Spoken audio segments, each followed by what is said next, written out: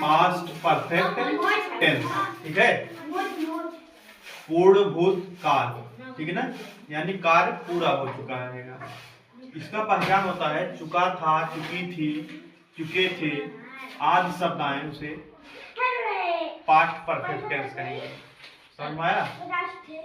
देखो इसमें ट्रांसलेशन करते समय पहले सब्जेक्ट, उसके बाद सभी के साथ हेड लगाते हैं, ठीक है, वर्ब का थर्ड फॉर्म, उसके बाद ऑब्जेक्ट का प्रयोग करते हैं, ठीक है ना।